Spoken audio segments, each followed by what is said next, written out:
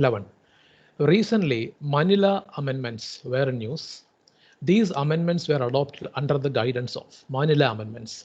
Manila Amendments related to International Maritime Organization, IMO, UNIMO.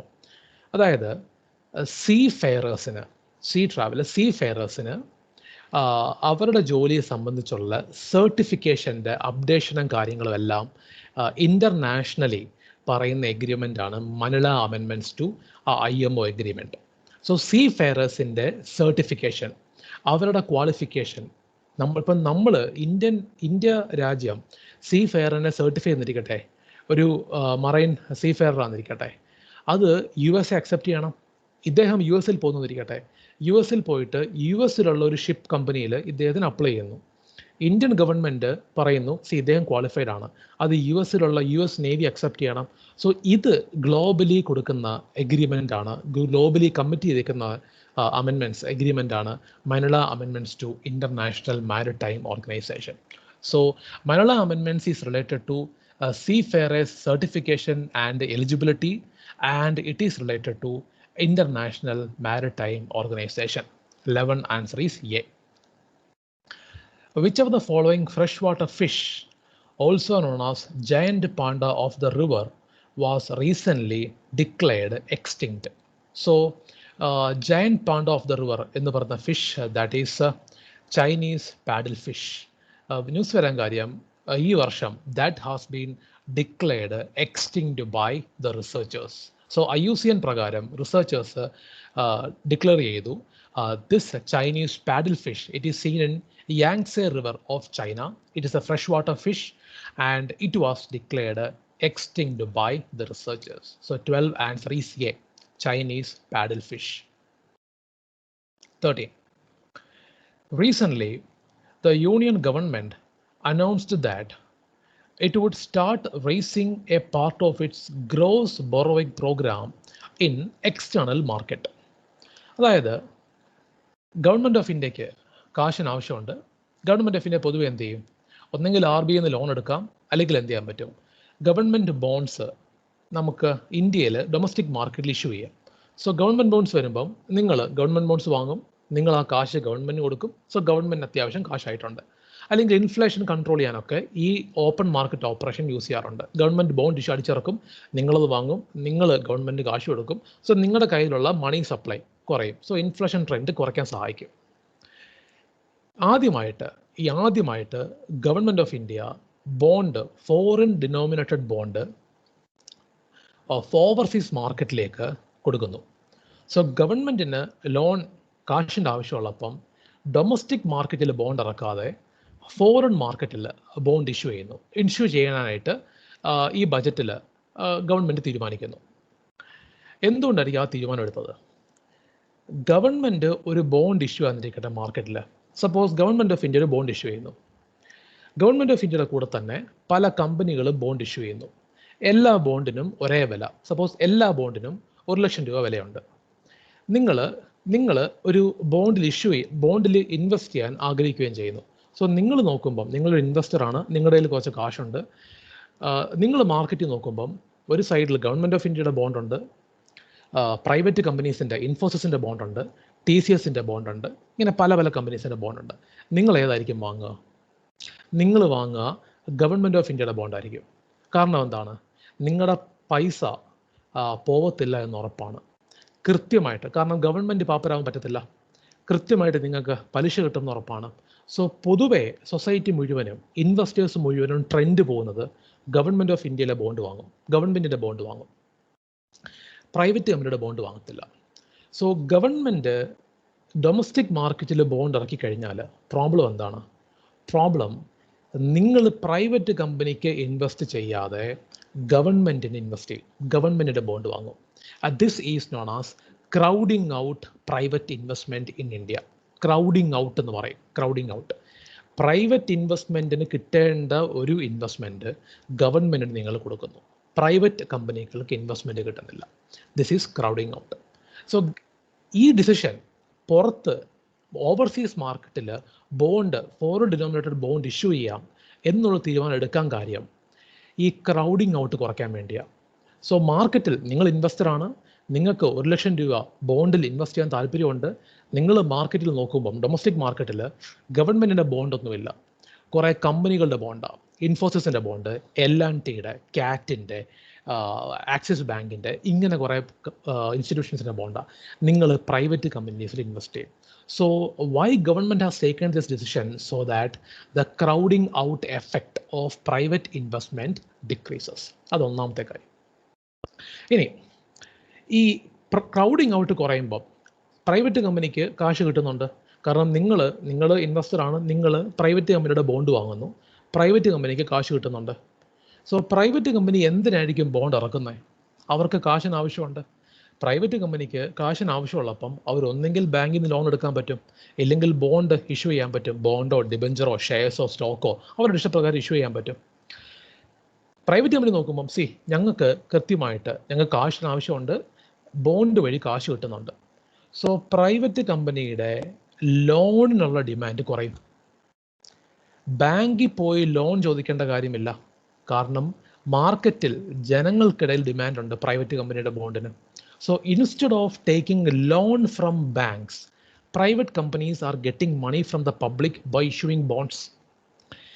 പതുക്കെ എല്ലാ private കമ്പനീസിൻ്റെയും ബാങ്കിലേക്ക് ആവശ്യമുള്ള ബാങ്കിൽ നിന്ന് എടുക്കുന്ന ലോൺ കുറയും. ബാങ്കിൽ ഇൻട്രസ്റ്റ് റേറ്റ് സംഭവിക്കും.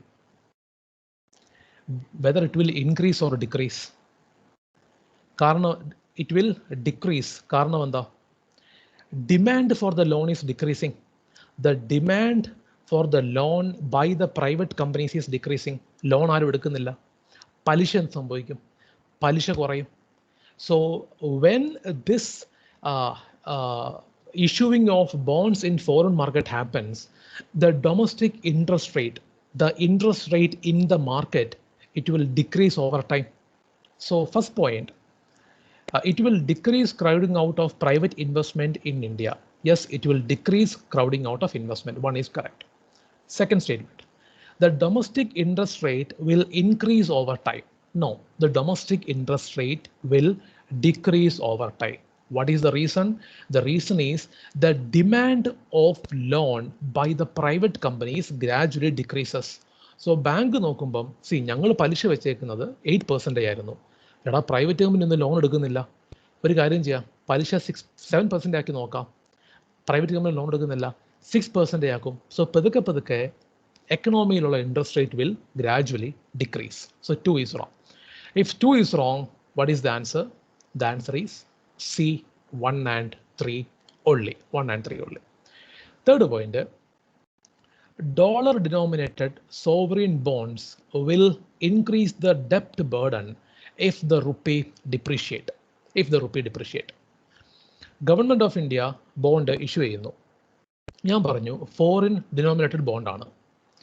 ബോണ്ട് ഇഷ്യൂ ചെയ്ത സമയത്ത് $1 50 രൂപയേ ഉള്ളൂ. $1 is equal to 50 rupees. So foreign investor ഈ ബോണ്ട് വാങ്ങുന്നു. ബോണ്ടിൻ്റെ വില $1 അസ്യൂം ചെയ്യുക. So government of India bond വിൽക്കുന്നു. ആ സമയത്ത് $1 was 50 rupees. ഗവൺമെൻറ് ഓഫ് ഇന്ത്യക്ക് $1 കിട്ടുന്നു. ഒരു വർഷം കഴിഞ്ഞു. ഈ ഒരു വർഷത്തിനിടയിൽ rupee is depreciating. So $1 became 100 rupees. Government of India bond കൊടുത്ത സമയത്ത് $1 was 50 rupees. Government of India ഈ ബോണ്ട് തിരിച്ച് എടുക്കേണ്ട സമയത്ത് the $1 became 100 rupees.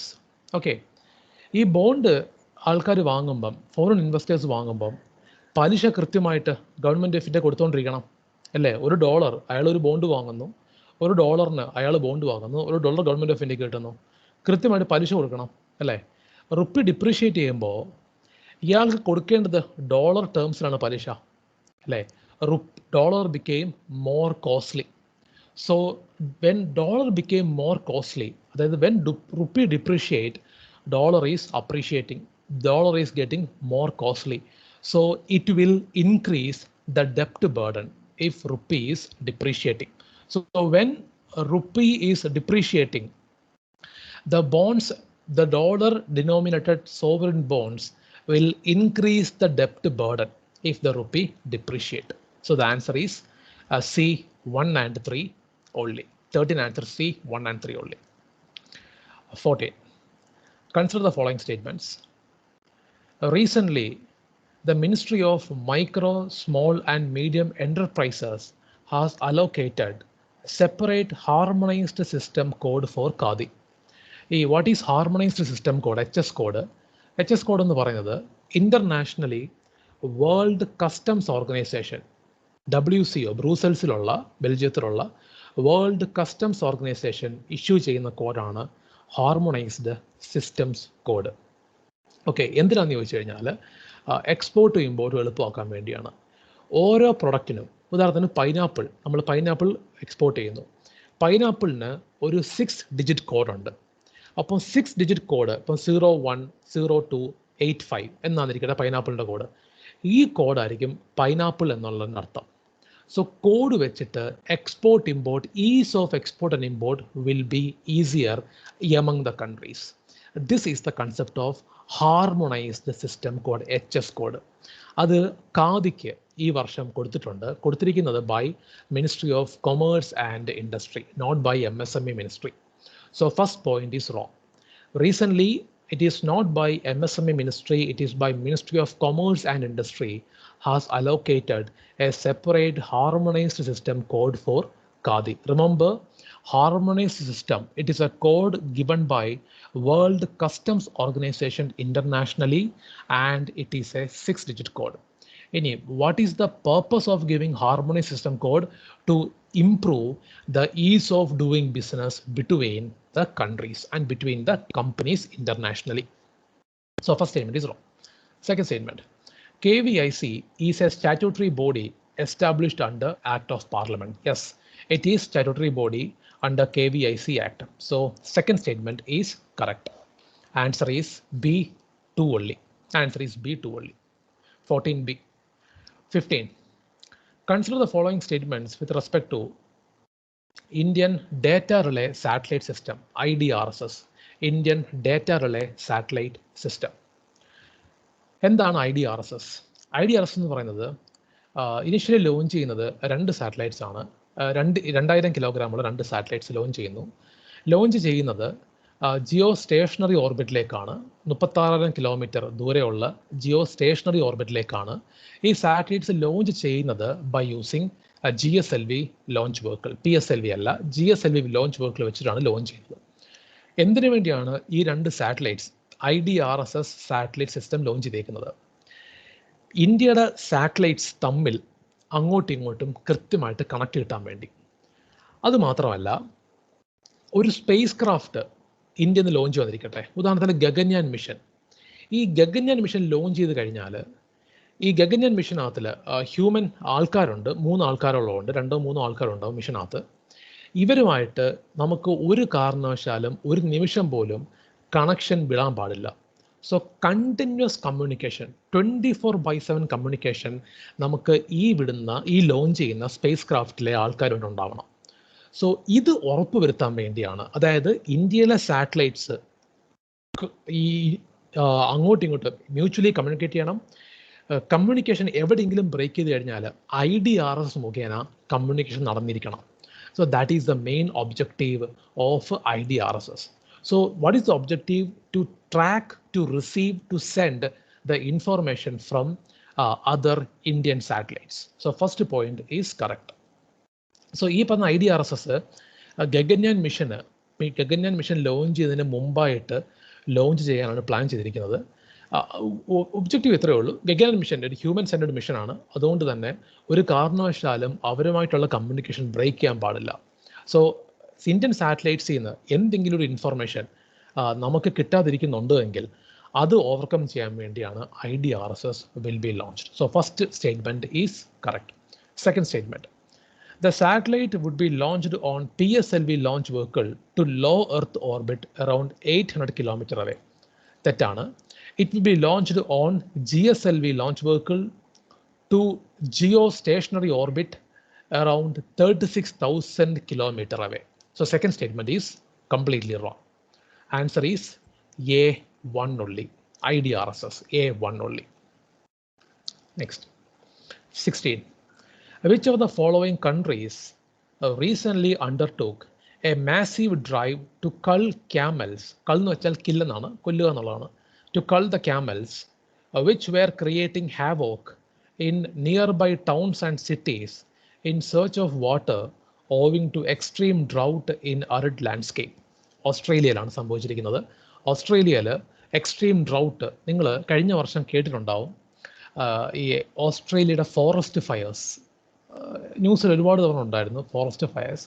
So drought extreme ആയിരുന്നു കഴിഞ്ഞ വർഷം ഓസ്ട്രേലിയയിൽ because of Indian ocean dipole conditions positive IOD ആയിരുന്നു.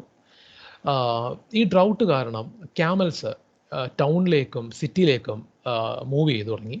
അപ്പോൾ അങ്ങനെ ലാർജ് സ്കെയിൽ മൂവ്മെൻറ്റ് ഉണ്ടായപ്പം ഓസ്ട്രേലിയൻ ഗവൺമെൻറ്റിന് സദേൺ പാർട്ട് ഓഫ് ഓസ്ട്രേലിയയിൽ, സൗത്ത് ഓസ്ട്രേലിയയിൽ അവിടെ വേറെ വഴി ഉണ്ടായിരുന്നില്ല, ഈ ക്യാമൽസിനെ കൊല്ലുക തന്നെയായിരുന്നു അവർ ചെയ്തത്. So answer is D, Australia. 17.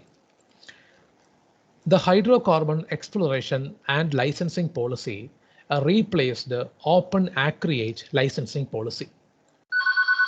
Second statement. Revenue sharing contract is one of the main features of HELP. Second statement. ഈ HELP എന്നുള്ള പ്രോഗ്രാം ഇതിന് മുമ്പായിട്ട് വന്നത് നെൽപ്പ് പ്രോഗ്രാം എന്നൊരു പ്രോഗ്രാം ഉണ്ടായിരുന്നു, new exploration licensing policy. So HELP replaced NELP programme, new exploration licensing policy. എന്താണ് ഹെൽപ്പിൻ്റെ main pillars അല്ലെങ്കിൽ components? That you must know. ഹെൽപ്പിൽ ക്വസ്റ്റ്യൻ നമ്പർ 17.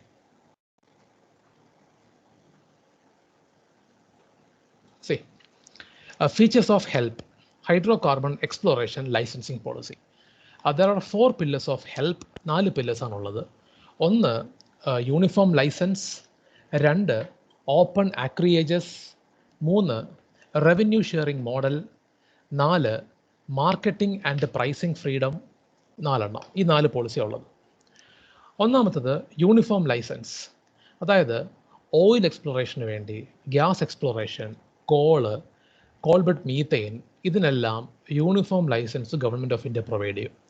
ഈ ഹെൽപ്പ് വരുന്നതിന് മുമ്പായിട്ട് ഈ ഓരോ ഹൈഡ്രോ കാർബൺ എക്സ്പ്ലോറേഷന് വേണ്ടിയും സെപ്പറേറ്റ് ലൈസൻസസ് കമ്പനീസ് എടുക്കേണ്ടതായിട്ടുണ്ടായിരുന്നു. അതങ്ങ് മാറ്റി. So uniform licence will be given to those exploration companies, those are exploring oil, gas, coalbed methane, etc. That is the first feature of hydrocarbon exploration licensing policy. Second feature is open acreages. Open acreages, OALP എന്ന് പറയും, open acreages licensing policy. So statement പറഞ്ഞേക്കുന്നത് എന്താ? Help replaced OALP അല്ല, help replaced new exploration licensing policy, NELP ആണ് replace ചെയ്തേക്കുന്നത്. Help replaced new exploration licensing policy. പിന്നെ ഈ OALP എന്താ? OALP is A component of help. OALP is A component of hydrocarbon exploration licensing policy. എന്താണ് OALP? OALP എന്ന് പറയുന്നത് ഒരു സ്ഥലം അവർക്ക് ഹൈഡ്രോകാർബൺ എക്സ്പ്ലോറേഷൻ വേണ്ടി ഫോർമൽ ബിഡിങ് ചെയ്യാതെ തന്നെ അവർക്ക് സ്റ്റാർട്ട് ചെയ്യാം. ഉദാഹരണത്തിന് repository, national petroleum repository information will be given by the government to these companies. അതായത് ഇന്ത്യയിൽ ഇപ്പോൾ ഓരോ സംസ്ഥാനത്ത് എവിടൊക്കെയാണ് ഏതൊക്കെ ഹൈഡ്രോകാർബൺസിൻ്റെ ശേഖരമാണ് കൂടുതലുള്ളത്, ഈ ഇൻഫോർമേഷൻ ഗവൺമെൻറ് ഓഫ് ഇന്ത്യക്കുണ്ട്. നാഷണൽ ഡെപ്പോസിറ്ററി എന്ന് പറയും, നാഷണൽ പെട്രോളിയം റെപ്പോസിറ്ററി. സോ ഒഡീഷയിൽ, ഈ ജില്ലയിൽ, ഈ സ്ഥലങ്ങളിൽ കോൾബട്ട് മീത്തൈൻ്റെ പ്രസൻസ് ഉണ്ട്. അല്ലെങ്കിൽ ജാർഖണ്ഡിൽ ഇന്ന റീജിയനിൽ ഓയിൽ എക്സ്പ്ലോറേഷൻ്റെ സാധ്യതയുണ്ട്. ഒരു കമ്പനി വരുന്നു, ഫോർ എക്സാമ്പിൾ റിലയൻസ് കമ്പനി വരുന്നു. റിലയൻസ് കമ്പനി വന്നിട്ട് പറഞ്ഞു, ഒഡീഷയിൽ ഇവിടെ ഞങ്ങൾക്ക് കോൾബട്ട് മീത്തൈൻ എക്സ്പ്ലോർ ചെയ്യാൻ ആഗ്രഹമുണ്ട്, we are ready. So government of India നോക്കുമ്പോൾ ഒരു കമ്പനിയെ വരുന്നുള്ളൂ, വേറെ കമ്പനീസ് മത്സരിക്കാൻ വരുന്നില്ല. സോ ഡയറക്റ്റ്ലി ഈ കമ്പനിക്ക് എക്സ്പ്ലോറേഷൻ സ്റ്റാർട്ട് ചെയ്യാം. ബിഡിങ് വേണ്ടി വെയിറ്റ് ചെയ്യേണ്ട കാര്യമില്ല, വേറെ കമ്പനി എപ്പോഴെങ്കിലും ആയിരിക്കും വരുന്നത്. സോ ഇനിഷ്യലി ഒരു ടൈം ഫ്രെയിം കൊടുക്കും, then they can start exploration. So to improve the ease of hydrocarbon exploration in India, the concept of open acreages licensing policy was introduced. So what is OALP? It gives the option to a hydrocarbon company to select exploration blocks throughout the year without waiting for the formal bid round from the government. മൂന്നാമത്തെ feature revenue sharing model. ഈ help വരുന്നതിന് മുമ്പായിട്ട് the sharing model was profit sharing model. ഓരോ കമ്പനികൾക്ക് എത്ര profit ഉണ്ട്, ആ profit അനുസരിച്ച് ഒരു പെർസെൻറ്റേജ് തുക, ഒരു പലിശ ഗവൺമെൻറ്റിന് പ്രൊവൈഡ് ചെയ്യണം. സപ്പോസ് റിലയൻസ് വന്ന് ഹൈഡ്രോ കാർബൺ എക്സ്പ്ലോർ ചെയ്യുന്നു, അവർക്ക് പ്രോഫിറ്റ് കിട്ടുന്നത് 100 രൂപ എന്നിരിക്കട്ടെ. ആ പ്രോഫിറ്റിൽ നിന്ന് 100 രൂപ പ്രോഫിറ്റ് എന്ന് ഓർക്കണം, പ്രോഫിറ്റിൽ നിന്ന് ഇത്ര രൂപ ഗവൺമെൻറ്റിന് പ്രൊവൈഡ് ചെയ്യണം. ഇതാണ് profit sharing model.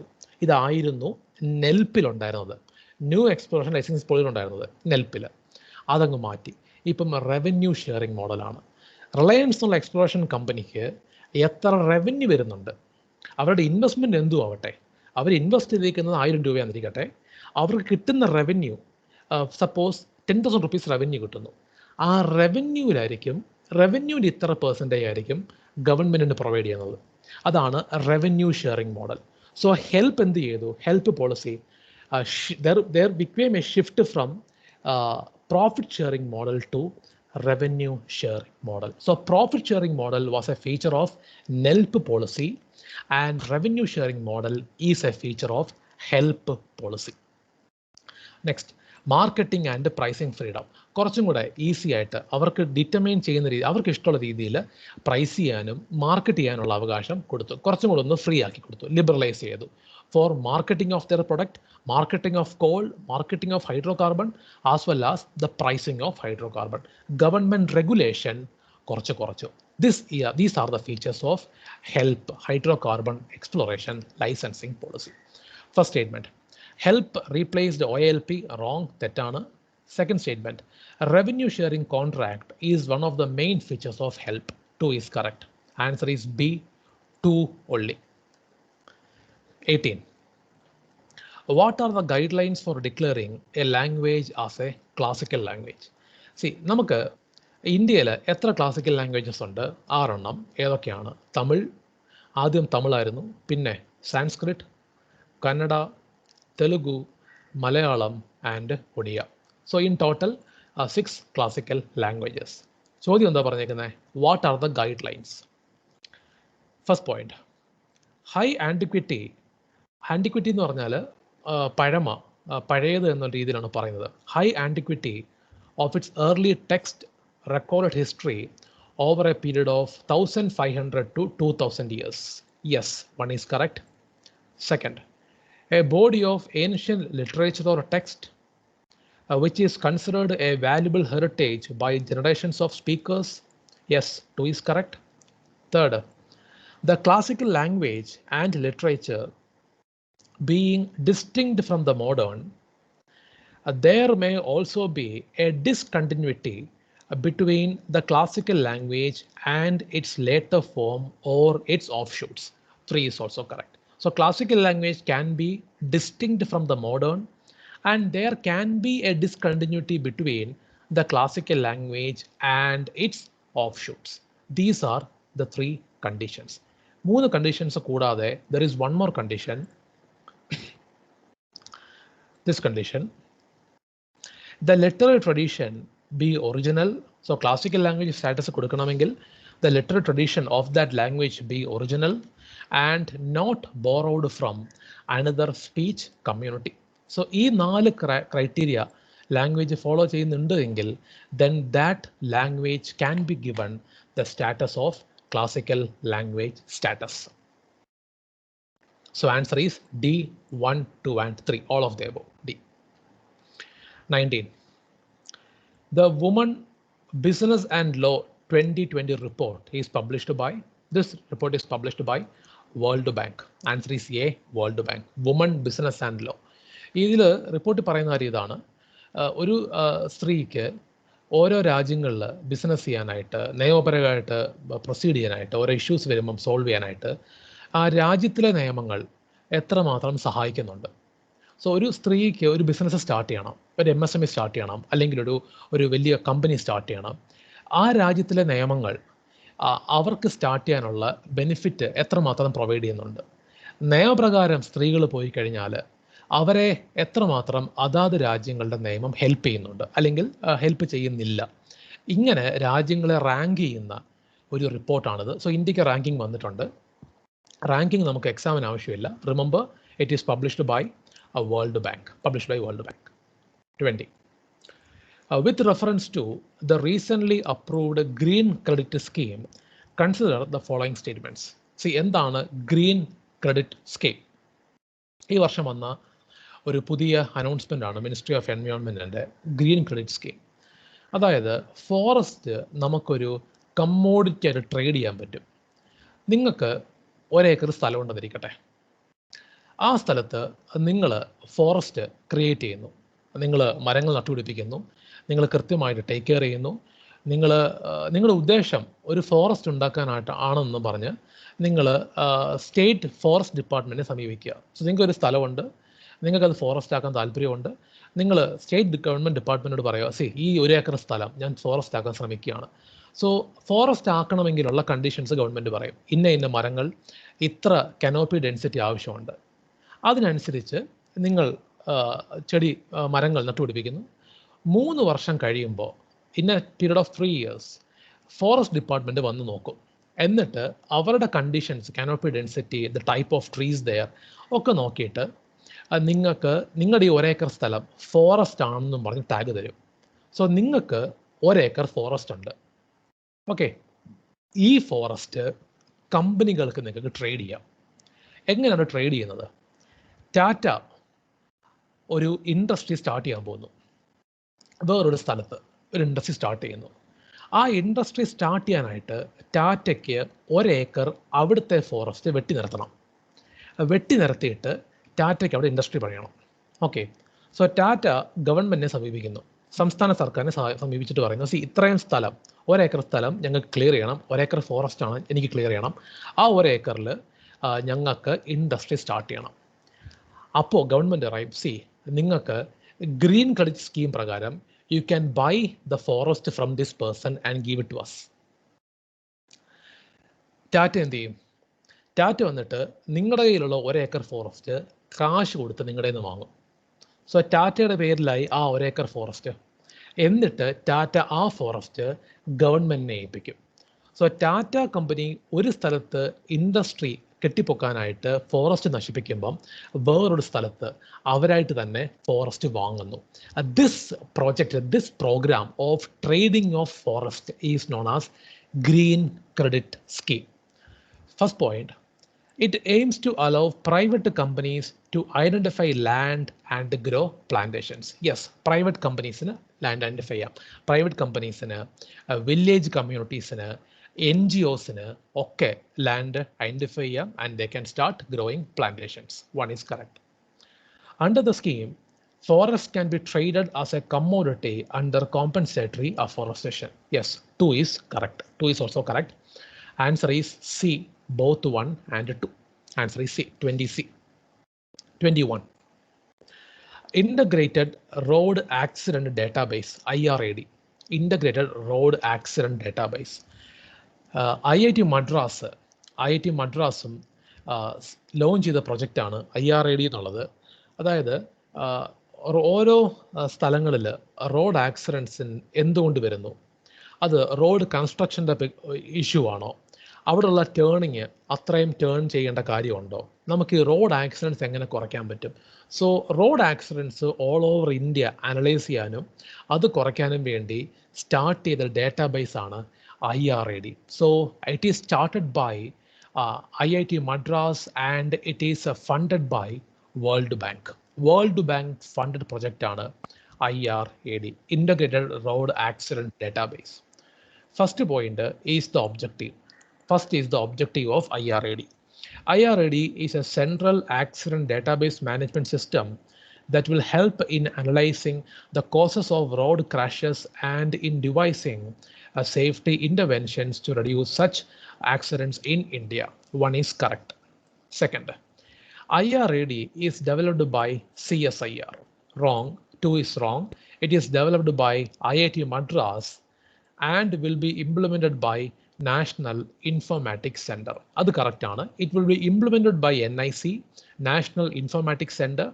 It is developed by IIT Madras. 2 is wrong. Third statement. It is financially supported by Asian Development Bank. No.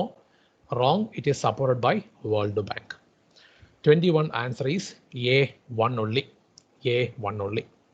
22. Consider the following statements with reference to the latest India State of Forest Report 2019. India State of Forest Report biennial report ആണ്. അതായത് 2 വർഷം കൂടുമ്പോഴേ വരത്തുള്ളൂ. So 2017 വന്നു, 2019 വന്നു, ഇനിയും വരുന്നത് 2021 so latest ആയിട്ടുള്ളത് 2019 survey report തന്നെയാണ്. അതിലെന്തൊക്കെയാണ് പറയുന്നത്? The forest cover in the country, India's forest cover, increased by 4,000 square kilometers, but with the sharpest decline in northeastern states of Arunachal Pradesh, Manipur and Mizoram. So, India's forest cover, 2017 ISFR വെച്ച് compare ചെയ്യുമ്പം 4000 square kilometres കൂടിയിട്ടുണ്ട്. ഏറ്റവും കുറവ് forest coverage ഏറ്റവും കുറഞ്ഞിട്ടുള്ളത് north ഈസ്റ്റിലാണ്, Arunachal Pradesh, Manipur, Mizoram. The statement is correct. Statement is correct. 1 is correct. Second, the top 3 states showing an increase in forest cover are Kerala, Andhra and Karnataka. Yes, 2 is also correct. ഏറ്റവും കൂടുതൽ forest cover കൂടിയിട്ടുള്ള 3 സംസ്ഥാനങ്ങൾ Kerala, Andhra, Karnataka. Next, tree and forest cover together made up 25.56% of India's area. 3 is also correct. ഇന്ത്യയുടെ total geographical ഏരിയയുടെ 25.56% ആണ് tree cover and forest cover. So answer is D.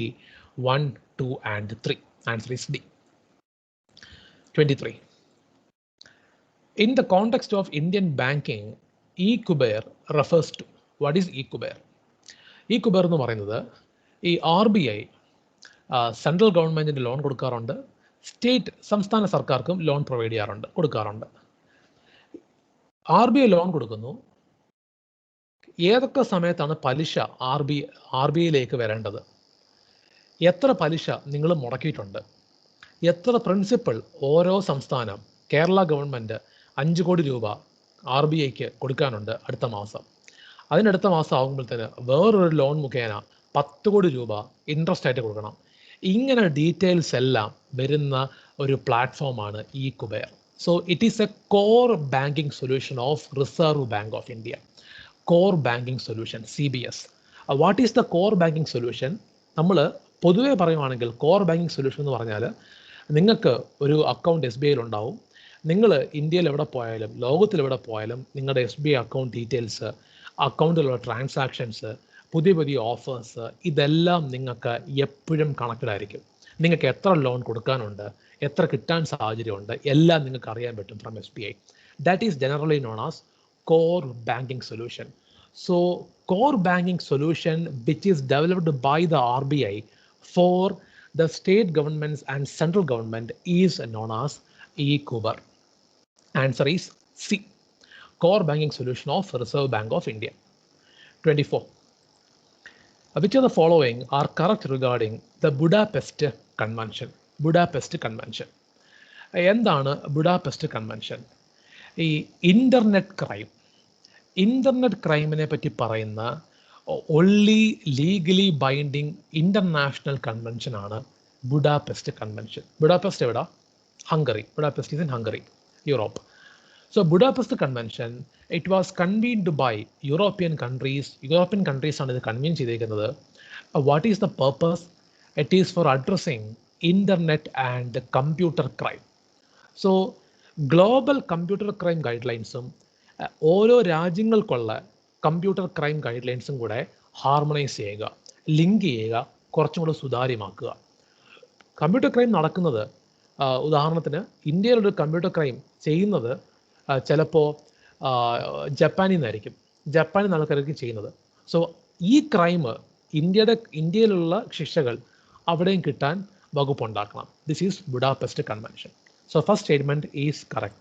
It is the only binding international instrument that addresses internet and computer crime by harmonizing national law, improving legal authorities for investigative techniques, and increasing cooperation among nations. One is correct. Second, India has recently adopted the convention. ഇല്ല, India Budapest കൺവെൻഷന് എതിരാണ് നിന്നിട്ടുള്ളത്. കാരണം Budapest convention sign ചെയ്യാൻ നേരത്ത് അല്ലെങ്കിൽ form ചെയ്യാൻ നേരത്ത് ഇന്ത്യയെ വിളിച്ചിട്ടുണ്ടായിരുന്നില്ല. So ഈ Budapest convention guide lines 1 by 1 ആയിട്ട്, സോ കമ്പ്യൂട്ടർ ക്രൈമിനെ പറ്റിയുള്ള ഗൈഡ് ലൈൻസ് 1 by 1 ആയിട്ട് ഫോം ചെയ്യാൻ നേരത്ത് India was not invited. So അതുകൊണ്ട് തന്നെ India has not adopted Budapest Convention. So answer is A1 only. Answer is A1 only. 25. Consider the following statements regarding the recently released Periodic Labor Forces Survey (PLFS) by NSSO.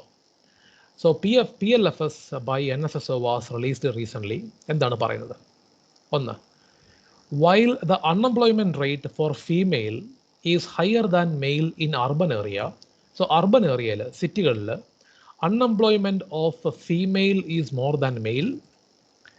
It is lower in case of rural area. Rural area unemployment of female is less than male. First statement is correct. ആ percentage നിങ്ങൾ ഓർക്കേണ്ട കാര്യമില്ല, പക്ഷേ just go through it. See, this is the rate.